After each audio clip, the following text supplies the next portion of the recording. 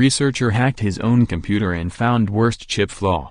Please note strong language in paragraph 13. By Douglas Busvine. Frankfurt, Reuters.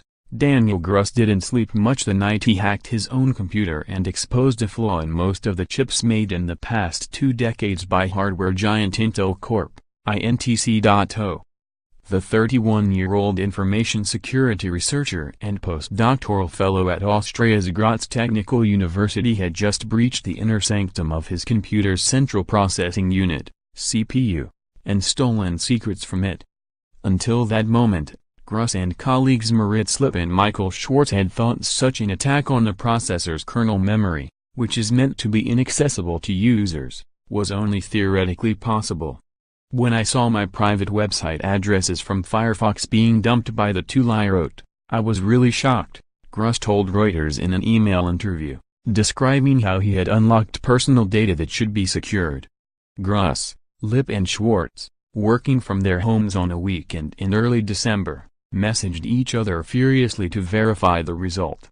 We sat for hours in disbelief until we eliminated any possibility that this result was wrong, said Gruss, whose mind kept racing even after powering down his computer, so he barely caught a wink of sleep. Gruss and his colleagues had just confirmed the existence of what he regards as one of the worst CPU bugs ever found. The flaw, now named Meltdown, was revealed on Wednesday and affects most chips manufactured by Intel since 1995. Separately, a second defect called Spectre has been found that also exposes core memory in most computers and mobile devices running on chips made by Intel, Advanced Micro Devices, AMD, AMD.O, and ARM Holdings, a unit of Japan SoftBank, 9984.T. Both would enable a hacker to access secret passwords or photos from desktops, laptops, cloud servers or smartphones. It's not known whether criminals have been able to carry out such attacks as neither Meltdown nor Spectre leave any traces in log files. Intel says it has started providing software and firmware updates to mitigate the security issues. ARM has also said it was working with AMD and Intel on security fixes. The discovery was originally reported by online tech journal The Register. As a result of that report, research on the defect was published a week earlier than the manufacturers had planned, before some had time to work out a complete fix. The Graz team had already been working on a tool to defend against attempts to steal secrets from kernel memory. Jokingly, they at first nicknamed the app forcefully Unmap Complete Kernel with Interrupt Trampolines, or Fuckwit for short. By the time they presented a paper last June, they had renamed it Kaiser, or Kernel Address Isolation, to have side channels effectively removed. That was another pun. The German word Kaiser means emperor.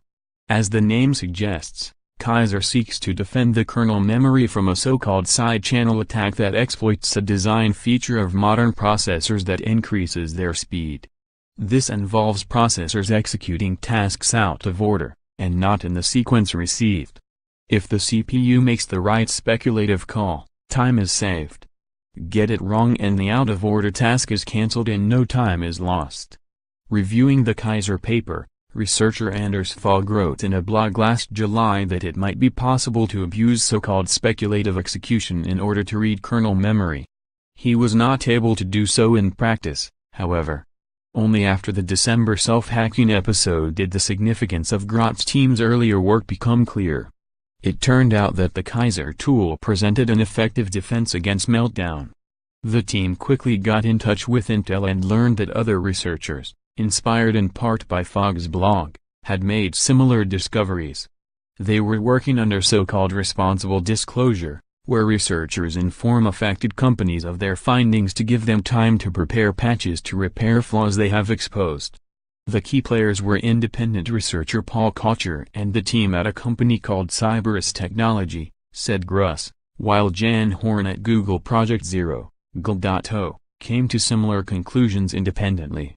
We merged our efforts in mid-December with the team around Paul Kocher and the people from Cyberus Technology to work on 2 solid publications on Meltdown and Spectre, said Gruss. Gruss had not even been aware of the work Horn was doing.